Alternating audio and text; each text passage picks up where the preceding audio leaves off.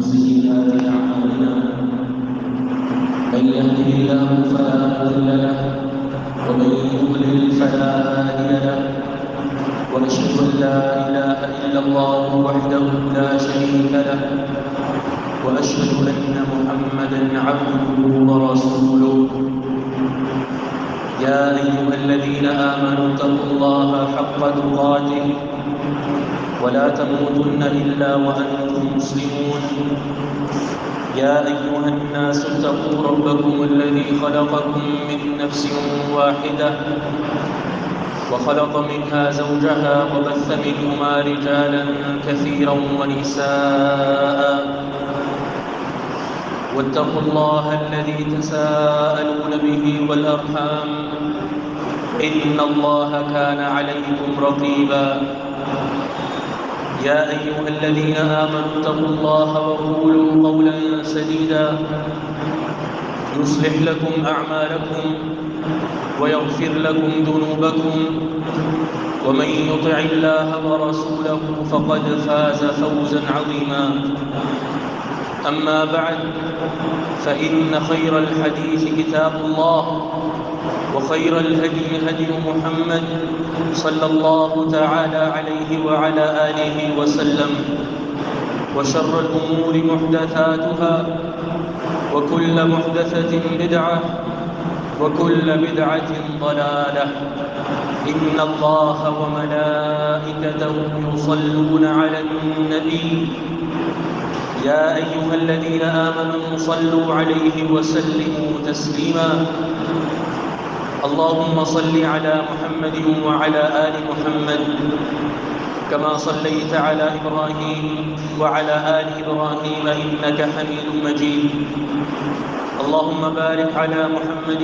وعلى آل محمد كما باركت على إبراهيم وعلى آل إبراهيم إنك حميد مجيد سبحانك لا علم لنا إلا ما علمتنا إنك أنت العليم الحكيم رب اشرح لي صدري ويسر لي أمري واحلل عقدة من لساني يفقه قولي لقد قال الله سبحانه وتعالى في القرآن المجيد بعد أعوذ بالله السميع العليم من الشيطان الرجيم من همزه ونفخه ونفثه بسم الله الرحمن الرحيم ومن يرغب عن ملة إبراهيم إلا من سفه نفسه ولقد اصطفيناه في الدنيا وإنه في الآخرة لمن الصالحين إذ قال له ربه أسلم قال أسلمت لرب العالمين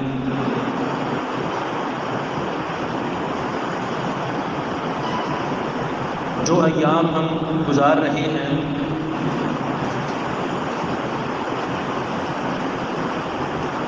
یہ مطلق طور پر سال کے افضل ترین ایام ہیں رسول اللہ صلی اللہ علیہ وسلم کی حدیث ہے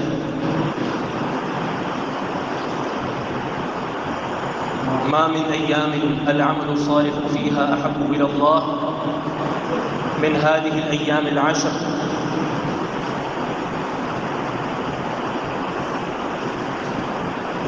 سال کے جتنے بھی دن ہیں ان دنوں میں جو اعمال کیے جاتے ہیں ان اعمال میں اللہ تعالیٰ کے نزدیک سب سے زیادہ محبوب ترین ایام اور محبوب ترین اعمال وہ ہیں جو ان 10 دنوں میں کیے جائیں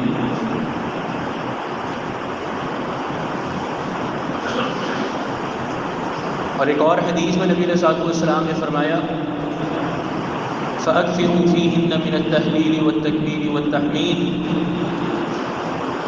چنانچہ ان ایام میں کثرت سے تحلیل تکبیر اور تحمید کرو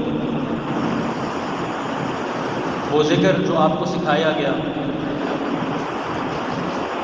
یہ ذکر ان ایام میں کیے جانے والے اعمال میں پسندیدہ اعمال میں شمار کیا جاتا ہے اللہ اکبر اللہ اکبر، لا الہ الا اللہ واللہ اکبر، اللہ اکبر وللہ الحمد۔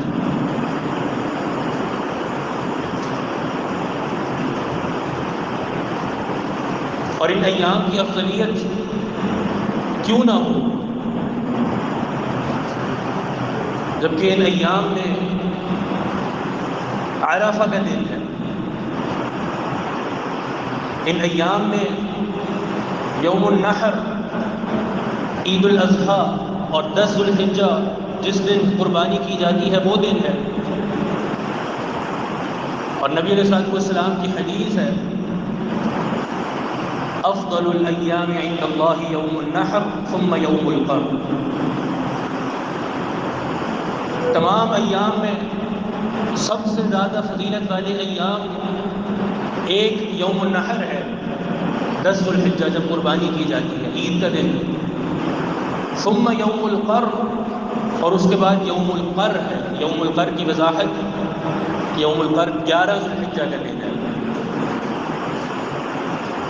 یہ وہ اعمال ہیں جو اللہ تعالیٰ کو بہت زیادہ پسند ہیں، اور یہ وہ ایام ہیں جو اللہ تعالیٰ کو سب سے زیادہ محبوب ترین ایام ہیں۔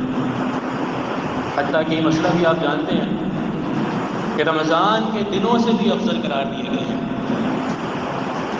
ہاں، رمضان کی راتیں، آخری 10 راتیں وہ زیادہ افضل قرار پائی گئی کیونکہ اس میں لیلۃ القدر ہے۔ لیلۃ القدر خیر من الف شہر، جو ہزار مہینے کی راتوں سے افضل ہے۔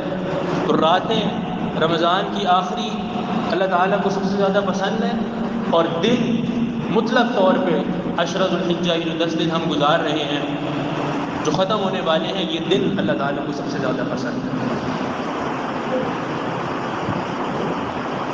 یہ بات سمجھ لینے کے بعد جو اصل بات ذکر کرنے کا مقصد ہے وہ یہ ہے کہ یہ 3 اعمال اللہ تعالیٰ نے ہمیں ان دنوں میں دیے ہیں۔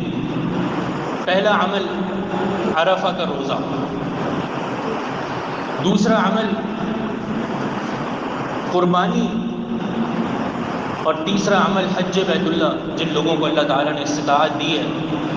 یہ 3 اعمال محبوب ترین اعمال ہیں،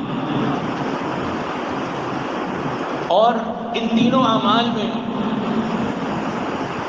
جو سبب مشترک ہے جو حاصل ہوتا ہے ہمیں، وہ سبب کیا ہے؟ صرف 2 چیزیں ہیں جن پر اگر ہم غور کر لیں تو وہ کافی ہوگا انشاءاللہ۔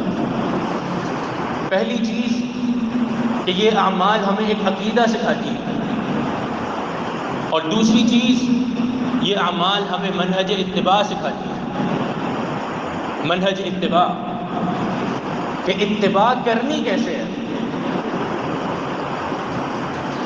یہ 2 اعمال جو سبق کے طور پہ ہمیں حاصل ہوتے ہیں، ان پر غور کرنا ضروری ہے۔ عرفہ کا روزہ لے لیجیے، پہلا عمل عرفہ کا روزہ۔ رسول اللہ صلی اللہ علیہ وسلم کی معروف حدیث یکفر السنۃ التی قبلہ والسنۃ التی بعدہ، کہ ایک عرفہ کا روزہ یہ گزشتہ سال کے گناہوں کا کفارہ بن جاتا ہے، اور آئندہ سال کے گناہوں کا بھی کفارہ بن جاتا ہے۔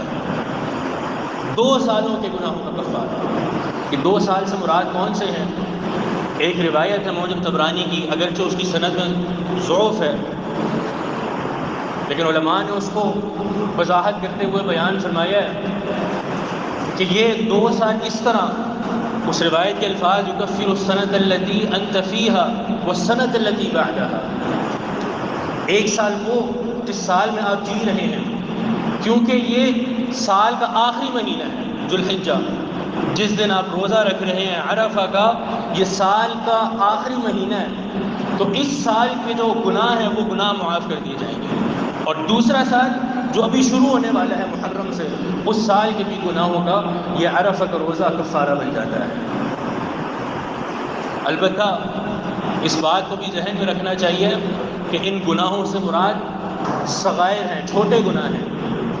علامہ ابن عبد البر نے اجماع نقل کیا ہے کہ وہ اعمال جن اعمال کی بنا پر گناہ معاف کر دیے جاتے ہیں، اور وہ اعمال تمام گناہوں کا کفارہ بن جاتے ہیں، ان گناہوں سے مراد صغائر ہیں، صغیرہ گناہ اور چھوٹے گناہ ہیں۔ بڑے گناہ، کبیرہ گناہ تو اس سے بھی زیادہ آسانی سے معاف ہو سکتے ہیں اگر انسان سچے دل سے توبہ کر لے، صدق کے دل سے توبہ کر لے، اس کے بڑے گناہ بھی معاف ہو جاتے ہیں۔ لیکن صغائر، چھوٹے گناہ، اس روزے کی وجہ سے 2 سالوں کے گناہ اللہ تعالیٰ معاف کر دیتا ہے۔ اور ہم بس اوقات جو چھوٹے گناہ ہیں ان کو چھوٹا سمجھ کے ان سے اعراض کر دیتے ہیں، ان کو زیادہ بھاری نہیں سمجھتے کہ چھوٹے ہی تو ہیں، صغیرہ ہی تو ہیں۔ نہیں اللہ کے بندوں، عربی کا ایک شعر ہے، لا تحتقرن صغیرۃ ان الجبال من الحصى، کسی بھی چھوٹے گناہ کو حقیر مت سمجھنا، یہ پہاڑ جو تم دیکھتے ہو یہ کنکریوں سے بنتا ہے، چھوٹی چھوٹی کنکریاں ہیں، وہ جمع ہوتے ہوتے پہاڑ بن جاتی ہیں۔ یہ دریا جو آپ دیکھتے ہیں یہ پانی کی بوندوں سے بنتا ہے۔ مطلب یہ کہ انسان بسا اوقات چھوٹے گناہوں پر اصرار کرتا ہے، اس سے سرزد ہوتے رہتے ہیں، ایک وقت آتا ہے کہ وہ صغیرہ گناہ پہاڑ کی مانند بن جاتے ہیں۔ تو کیا یہ چھوٹی بات ہے؟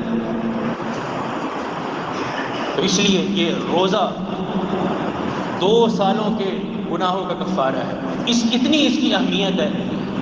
بعض علماء تابعین سے ملتا ہے، انہوں نے صحابہ سے سوال کیا۔ انس بن سیرین ایک تابعی ہیں جن کا ذکر آتا ہے، انہوں نے عرفہ کا روزہ رکھا لیکن گرمی کی شدت کی وجہ سے افطار کر دیا۔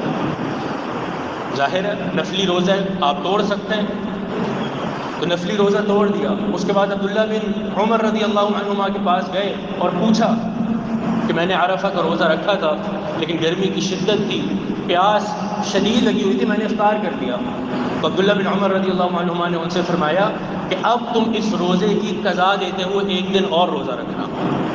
یعنی بعض صحابہ سے یہ بھی ملتا ہے کہ اگر کسی وجہ سے آپ نے عرفہ کا روزہ نہیں رکھا تو آپ اس کی قضا بھی دے سکتے ہیں، اس کو بعد میں بھی رکھ سکتے ہیں، اتنی اس کی اہمیت ہے۔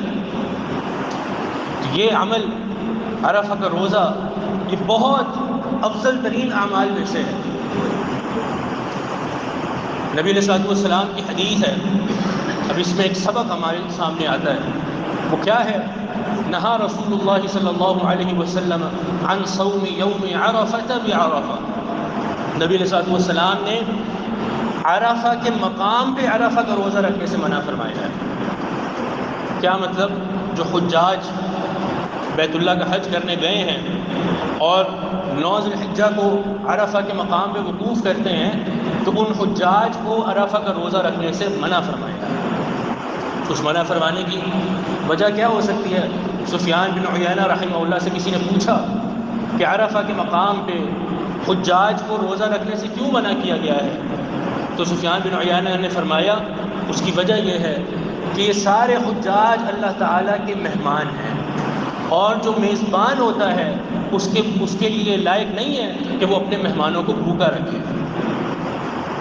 اس لیے حجاج کو یعنی جو حج بیت اللہ کر رہے ہیں ان کو عرفہ کے مقام پہ روزہ رکھنے سے منع فرما دیا گیا۔ یہ اس روزے کے فضائل جو آپ نے سنے ہیں کس قدر عظیم الشان ہے۔ اور یہاں پر ایک مسئلہ اور بھی چونکہ اس کا ذکر آ رہا ہے تو بتاتے چلیں، یہ سوال ہوتا ہے ہمیشہ کہ عرفہ کا روزہ کب رکھنا ہے؟ یہ بات تو مسلم ہے کہ 9 ذی الحجہ کو رکھنا ہے۔ 9 ذی الحجہ یعنی جب عرفہ کا دن ہوتا ہے اس دن آپ نے یہ روزہ رکھنا ہے۔ لیکن چونکہ سعودیہ اور ہمارے یہاں جو ہے وہ تاریخ کا اختلاف ہے، اگر ان کے ہاں یعنی ہفتے کے دن 9 ذی الحجہ ہے تو ہمارے یہاں اتوار کے دن ہے، تو ہم نے کب روزہ رکھنا ہے؟ تو اس بات میں 3 مسائل ہیں، ان کو سامنے رکھنا چاہیے۔ سب سے زیادہ بہترین اور اکمل ترین روزوں کی حالت یہ ہے کہ 9 کے 9 ایام روزہ رکھنا ہے۔ صحابہ کا اس پہ عمل تھا۔ نبی علیہ الصلوۃ والسلام کے بارے میں بھی حدیث آتی ہے، کان رسول اللہ صلی اللہ علیہ وسلم یصوم 9 ذی الحجہ، کہ نبی علیہ الصلوۃ والسلام 9 ذی الحجہ روزے رکھا کرتے تھے۔ اس کا معنی علماء نے یہ بیان فرمایا ہے کہ 9 کے 9 ایام روزے رکھا کرتے تھے۔ 9 ذی الحجہ 9 ایام میں روزہ رکھا کرتے تھے۔ صحابہ سے بھی ملتا ہے، تابعین سے بھی ملتا ہے۔ کیوں؟ کیونکہ یہ ایام افضل ترین ایام ہیں، اور روزہ بھی اللہ تعالیٰ کو محبوب ترین اعمال میں شامل ہے، تو اس لیے 9 کے 9 دن روزہ رکھ لیا جائے، یہ سب سے افضل ہے۔ اگر یہ نہیں ہو سکتا تو ان 2 دن روزہ رکھ لیا جائے، 8 اور 9 کو، یہ بھی علماء نے بیان کیا ہے کہ 8 اور 9 کو روزہ رکھ لیا جائے۔ جب آپ کی 8 تاریخ ہو اور 9 تاریخ ہو، اس کا فائدہ یہ ہوگا کہ آپ وہ جو ایک اختلاف ہے اس سے بھی بچ جائیں گے، اس اختلاف سے بھی بچ جائیں گے کہ آپ نے روزہ کب رکھنا ہے، کیونکہ جب آپ 8 کو رکھیں گے اس دن سعودیہ میں 9 ذی الحجہ ہوگی، اور 9 ذی الحجہ جب آپ کی 9 ہوگی اس وقت روزہ رکھ لیا جائے، یا کم سے کم پیر اور جمعرات کے روزے رکھ لیے جائیں ان دنوں میں۔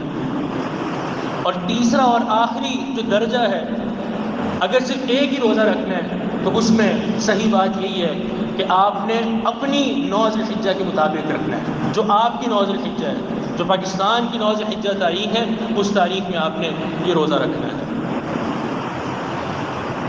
یہ جو عرفہ کا روزہ ہے اس کے آپ نے کچھ احکام اور فضائل سنے ہیں۔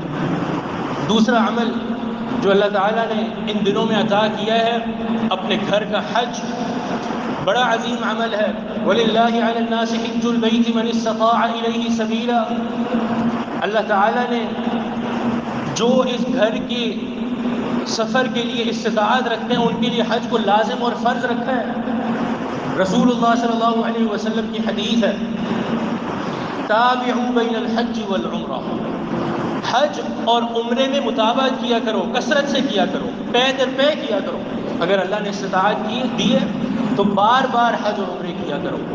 فَإِنَّهُمَا يَنْفِيَانِ الْفَقْرَ وَالذُّنُوبَ كَمَا يَنْفِي الْكِيرُ خَبَثَ الْحَدِيدِ وَالذَّهَبِ وَالْفِضَّةِ۔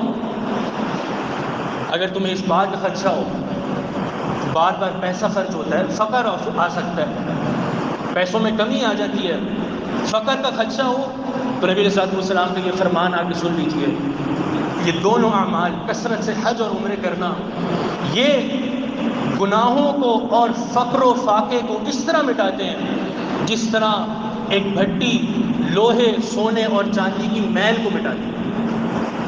ایک بھٹی میں آپ سونے اور چاندی کو ڈال دیں، لوہے کو ڈال دیں، وہ اس کی میل کو چہل کو الگ کر دے گی، ختم کر دے گی۔ اسی طرح کثرت سے حج اور عمرے کرنا آپ کے فقر کو بھی دور کریں گے اور آپ کے گناہوں کو بھی ختم کریں گے۔ رسول اللہ صلی اللہ علیہ وسلم کی حدیث ہے، العمرۃ الی العمرۃ کفارۃ لما بینہما والحج المبرور لیس له جزاء الا الجنہ۔ ایک عمرے سے لے کر دوسرے عمرے تک جو گناہ کیے جائیں تو یہ عمرے اس کا کفارہ بن جاتے ہیں، اور حج مبرور کی جزا جنت کے علاوہ اور کچھ ہے ہی نہیں۔ حج مبرور وہ حج، جو حج کس طرح کیا جائے کہ اس حج میں کسی قسم کا کوئی گناہ، فسق و فجور نہ ہو، فلا رفث ولا فسوق ولا جدال فی الحج، کوئی گناہ اس میں نہ کیا جائے، وہ حج، اس حج کی جزا جنت کے علاوہ اور کچھ ہے ہی نہیں۔ تو یہ حج جو ان ایام میں اللہ تعالیٰ نے ہمیں دیا ہے، اور قربانی تیسرا عمل جن کو اللہ تعالیٰ نے استطاعت دیا وہ قربانی کریں گے۔ فَصَلِّ لِرَبِّكَ وَانْحَرْ، اللہ تعالیٰ کا حکم بھی ہے، اور قُلْ إِنَّ صَلَاتِي وَنُسُكِي وَمَحْيَايَ وَمَمَاتِي لِلَّهِ رَبِّ الْعَالَمِينَ، ساتھ قربانی کرتے ہوئے یہ دعا بھی پڑھنی ہے کہ بے شک میری نماز، میری قربانی اور میری مکمل زندگی اور میری موت، یہ سب اللہ رب العالمین کے لیے ہے۔ یہ اعمال ہیں، ان اعمال کو جو ہم نے ابھی سنا ہے، ان اعمال میں 2 اسباق ہیں، 2 سبق ہیں جو آپ کے سامنے پہلے بھی بتائے، اب ان کی تھوڑی تفصیل کر دی جائے۔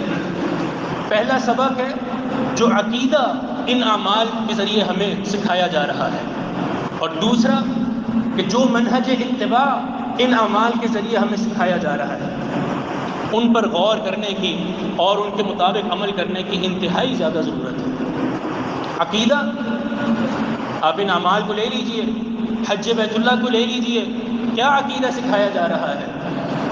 رسول اللہ صلی اللہ علیہ وسلم سے پوچھا گیا، صحیح الترغیب میں یہ حدیث موجود ہے، آپ سے پوچھا گیا ای الاعمال احب الی اللہ، اعمال میں سے سب سے زیادہ اللہ تعالیٰ کو جو پسندیدہ اعمال ہیں وہ کون سے ہیں؟ آپ نے فرمایا العج والثلج، 2 اعمال کا ذکر کیا، اور انہی دو اعمال کا ایک اور حدیث میں حج کے ساتھ ذکر کیا گیا. پوچھا گیا کہ حج سب جو لوگ کرتے ہیں ان حج جو کیے جاتے ہیں ان میں سب سے افضل ترین حج کون سا ہے؟ تو نبی علیہ الصلوۃ والسلام نے فرمایا الحج والحج. یہ دو اعمال. کیا مطلب ہے؟ الحج کا مطلب وہ حج جس میں بلند آواز سے تلبیہ اور تکبیر پڑھا جائے، اور دوسرا عمل کہ جس میں خوب قربانی کی جائے اور خون بہایا جائے. یہ حج اللہ تعالیٰ کو سب سے زیادہ محبوب ہے، اور یہ عمل بھی اللہ تعالیٰ کو سب سے زیادہ محبوب ہے. کون سا حج محبوب ہے؟ جس میں کثرت سے اور بلند آواز سے تلبیہ پڑھی جا رہی ہے، لبیک اللہم لبیک لبیک لا شریک لک لبیک ان الحمد والنعمت لک والملک لا شریک لک. اس تلبیہ اور اس تکبیر اور ان اذکار پر اگر آپ غور کریں تو آپ کے سامنے عقیدہ توحید کھل کر واضح ہو جائے گا. یہ عقیدہ سکھاتے ہیں ہمیں اعمال. اور عقیدہ کس طرح لینا ہے اور عقیدے پہ کس طرح عمل کرنا ہے، اس کو آپ اس طرح بھی غور کریں کہ یہ ایام اور ان ایام میں یہ جو قربانی ہم کرتے ہیں یہ دراصل سنت ابراہیمی ہے. ابراہیم علیہ السلام کی سنت ہے، اور ابراہیم علیہ السلام کی سنت اور آپ کی ملت کی اتباع کا ہم سب کو حکم دیا گیا. ثم اوحینا الیک ان اتبع ملت ابراہیم حنیفا. ہم نے وحی کی ہے آپ کی طرف اس بات کی کہ ملت ابراہیم کی پیروی کریں. ومن يرغب عن ملت ابراہیم الا من سفیہ نفسہ. اور ملت ابراہیم سے وہی شخص اعراض کرے گا جو انتہائی قسم کا بے وقوف ہوگا. تو ملت ابراہیمی کی اتباع کرنی ہے. جو عقیدہ ابراہیم علیہ السلام نے اپنایا اور جس کی طرف دعوت دی اس کی اتباع کرنی ہے. کیا عقیدہ بیان کیا جا رہا ہے؟ جب اپنی قوم اپنے باپ داداؤں سے اس دعوت کا آغاز کیا تو ان کو کس طرح دعوت دی؟ ما تعبدون، بتاؤ ذرا کس کی عبادت کرتے ہو؟ تو ان کا کیا جواب تھا؟ قالوا نعبد اصناما فنظل لها عاکفین. ہم نے یہ مورتیاں اپنے معبودان بنائے ہوئے ہیں اور ہمیشہ ان کی عبادت کرتے رہیں گے. اب دعوت ابراہیمی کیا ہے؟ عقیدہ ابراہیمی کیا ہے؟ دعوت دیتے ہوئے یہ فرمایا هل يسمعونكم اذ تدعون او ينفعونكم او يضرون. جب پکارتے ہو تو کیا وہ تمہاری بات سنتے ہیں؟ کیا وہ تمہیں نفع اور نقصان پہنچانے کے قابل ہیں؟ کیا مطلب کہ اصل اور حقیقی معبود وہ ہے جو سنتا اور دیکھتا بھی ہے، جو نفع اور نقصان پہنچانے پر قادر بھی ہے. یہ کیسے معبودان ہیں جن کو تم نے اپنے ہاتھ سے بنایا، اپنے ہاتھ سے تراشا، ان کی تزیین کرتے ہو، ان کی حفاظت کرتے ہو، یہ بھی سمجھتے ہو اور پتہ ہے تمہیں کہ یہ سنتے نہیں ہیں، یہ جواب نہیں دیتے، خود اس بات کا اقرار بھی کیا اور پھر انہی کی عبادت کرتے ہو؟ نہیں اللہ کے بندوں، معبود وہ ہے جو اپنے تمام افعال میں یکتا ہو، تمام افعال میں قادر ہو. ابراہیم علیہ السلام نے اس آیت میں بھی اللہ تعالیٰ کی ربوبیت کو دلیل بنایا اس کی الوہیت پر. اصل جو توحید ہے، اصل جو عقیدہ ہے وہ الوہیت کا عقیدہ ہے. رب تو سب مانتے آئے ہیں. مشرکین مکہ سے بھی پوچھا گیا وَلَئِن سَأَلْتَهُم مَّنْ خَلَقَ السَّمَاوَاتِ وَالْأَرْضَ لَيَقُولُنَّ اللَّهُ وَلَئِن سَأَلْتَهُم مَّنْ خَلَقَهُمْ لَيَقُولُنَّ اللَّهُ. مشرکین مکہ بھی اس بات کا اقرار کرتے تھے کہ آسمان و زمین کا خالق اللہ ہے، ان کو پیدا کرنے والا بھی اللہ ہے، آسمان و زمینوں کو مسخر کرنے والا بھی اللہ ہے، لیکن اپنی عبادت میں دوسرے شریکوں کو بھی شریک کر دیا کرتے تھے. معنی ربوبیت کے وہ بھی قائل تھے، رب مانتے تھے، لیکن الوہیت میں اللہ تعالیٰ کو الہ اور معبود ماننے میں شرک کیا کرتے تھے. اپنی عبادتیں اللہ تعالیٰ کے ساتھ ان عبادتوں میں اوروں کو بھی شریک کیا کرتے تھے. تو اصل عقیدہ، اصل توحید الوہیت ہے کہ اللہ تعالیٰ کو الہ اور معبود ماننا ہے. اپنی ساری عبادتیں اللہ تعالیٰ کے لیے ہی کرنی ہے. یہ ہے اصل الوہیت، یہ ہے اصل عقیدہ جو قرآن مجید میں بھی بیان کیا گیا ہے. اور اسی عقیدے کی وجہ سے پوری زندگی نبی علیہ السلام نے مشرکین مکہ کو دعوت دی، تکلیفیں برداشت کی، اسی عقیدے کی بنا پر ان سے جہاد کیا. الوہیت، عقیدہ الوہیت والا، اور وہ عقیدہ جو ابراہیم علیہ السلام نے سکھایا ہے اسی کو اپنانے کی ضرورت ہے. ان اعمال میں بھی اسی عمل اور اسی عقیدے کا ہمیں سبق ملتا ہے. قربانی کرنے لگتے ہیں، جو دعا نبی علیہ الصلوۃ والسلام نے سکھائی ہے، قرآن مجید کی آیت بھی ہے، ان صلاتی و نسکی و محیای و مماتی للہ رب العالمین۔ کیا دعا ہے؟ صلاتی و نسکی کہہ کر ساری عبادتوں کو شامل کر دیا کہ میری بدنی عبادتیں بھی وہ عبادتیں جو میں جسم سے ادا کروں، اور میری مالی عبادتیں بھی وہ عبادتیں جو میں اپنے مال سے ادا کروں، یہ سب عبادتیں اللہ رب العالمین کے لیے ہیں۔ الوہیت، سب عبادتوں کا جو مستحق ہے وہ اللہ رب العالمین ہے۔ تو عقیدہ جو سکھایا جا رہا ہے اس کو سمجھنے کی ضرورت ہے، اور آج اس دور میں یا اس وقت میں جہاں ہر جگہ آپ اس عقیدہ توحید کی طرف وار کیا جائے، اس میں ضروری ہے کہ آپ اس عقیدے اور اس ایمان کی آپ یاری کرتے رہیں، اس کی حفاظت کرتے رہیں۔ یہ مت سمجھیے کہ ہم موحدین ہیں، موحدین ہونے کا دعویٰ سب کرتے ہیں، سب یہ کہتے ہیں ہم صرف اللہ کی عبادت کرتے ہیں، سب دعویٰ کرتے ہیں موحد ہونے کا، لیکن اصل موحد تو وہ ہے جو اپنا عقیدہ بنا لے اس عقیدے کے مطابق جو عقیدہ قرآن و حدیث میں بیان کیا گیا ہے۔ یہ عقیدہ اپنانے کی ضرورت ہے۔ دوسرا عمل منہج اتباع، کہ اتباع اور پیروی کیسے کرنی ہے۔ اس بات میں بھی سب لوگوں سے اگر پوچھا جائے کہ آپ کس کی پیروی کرتے ہیں، کس کی اتباع اور کس کی اقتداء کرتے ہیں، تو سب یہی کہیں گے کہ ہم محمد الرسول اللہ صلی اللہ علیہ وسلم کی اتباع کرنے والے ہیں، ہم قرآن و حدیث کو فالو کرنے والے ہیں، سب یہی کہیں گے۔ لیکن اصل امتحان تو اس وقت ہوگا جب آپ حقیقی طور پر دیکھیں کہ آپ نے اتباع اور پیروی کرنی کیسے ہے۔ یہ اعمال جو اللہ تعالیٰ نے ہمیں ان دنوں میں دیے ہیں، ان کو دیکھ لیجیے، کس قدر ان اعمال میں منہج اتباع کو واضح کر کے بیان کیا جا رہا ہے، اور ہمیں سبق دیا جا رہا ہے کہ آپ نے اگر اتباع کرنی ہے تو اس طرح کرنی ہے۔ یہ ایام، ان ایام میں آپ نے اعمال کرنے ہیں، وہ اعمال نبی علیہ الصلوۃ والسلام نے بتائے۔ یوم عرفہ کو روزہ رکھنا ہے، وہ روزہ نبی علیہ الصلوۃ والسلام نے بتا دیا، اور کس نے رکھنا ہے کس نے نہیں رکھنا وضاحت کر دی۔ پھر قربانی کرنی ہے تو قربانی کرنے میں کون سے احکام سامنے رکھنے ہیں۔ اربع لا تجوز، نبی علیہ الصلوۃ والسلام کی حدیث کہ کچھ قربانیاں جائز نہیں ہوں گی، 4 کا آپ نے یہاں پہ ذکر کیا۔ کچھ قربانیاں جائز نہیں ہیں، اللہ تعالیٰ ان قربانیوں کو قبول نہیں فرمائے گا۔ جو کانی ہو، جس کا کان پھٹا ہو، جو شدید قسم کی مریض ہو کہ اس کا مرض واضح ہو، ان اقسام اور انواع کو بیان کرنے کا مقصد کیا ہے کہ آپ نے قربانی بھی وہ کرنی ہے جو اللہ تعالیٰ کو پسند ہے۔ تو وہ رب جو عیب دار قربانی قبول نہیں کرے گا، کیا وہ آپ کا عیب دار عقیدہ اور آپ کا عیب دار منہج اتباع قبول کر لے گا؟ آپ کی زندگی گزارنے کے طریقے جو قرآن و حدیث سے متصادم ہوں، کیا وہ رب ان اعمال کو قبول کرے گا؟ جو قربانی کے جانور میں اس قدر باریک بینیاں بیان فرما رہا ہے، تو وہ کبھی بھی آپ کا یہ عمل جو نبی علیہ الصلوۃ والسلام کی سنت کے مخالف ہو، کبھی بھی وہ قبول نہیں کرے گا۔ یہ منہج اتباع سکھایا جا رہا ہے کہ آپ نے اتباع اور پیروی کیسے کرنی ہے، قربانی میں بھی، پھر حج میں بھی۔ حج کا تو ایک ایک عمل، ایک ایک رکن، ایک ایک فریضہ اس بات کی منہ بولتی دلیل ہے کہ ہر عبادت کو اللہ تعالیٰ کے لیے مسخر کرنا ہے، اور اسی طرح کرنا ہے جس طرح اللہ اور اس کے رسول نے بیان فرمایا ہے، اسی طرح کرنا ہے۔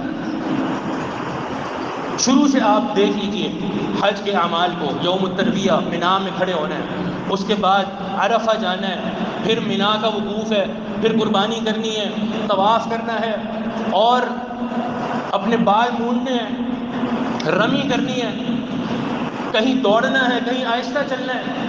یہ سارے احکام ہمیں شریعت بتا رہی ہے۔ اس کی وجہ کیا ہے کہ آپ نے شریعت کو اسی طرح فالو کرنا ہے، اسی طرح شریعت کی اتباع کرنی ہے۔ اکثر مقامات پر اس طرح ہے کہ آپ کو اس عمل کی وجہ اور علت نہیں پتا۔ آپ دیکھ لیجئے اکثر اعمال میں آپ کو ان اعمال کی وجہ نہیں پتہ ہوتی کہ اللہ تعالیٰ نے ہمیں کیوں دیے ہیں۔ مثال کے طور پہ نمازوں کی جو گنتی ہے، اس کی کیا وجہ ہو سکتی ہے کہ فجر کی 2 رکعتیں، ظہر کی 4، عصر کی 4، مغرب کی 3، عشاء کی 4، ان تعداد میں کیا علت اور کیا وجہ اور کیا حکمت ہے، ہمیں کچھ نہیں پتہ۔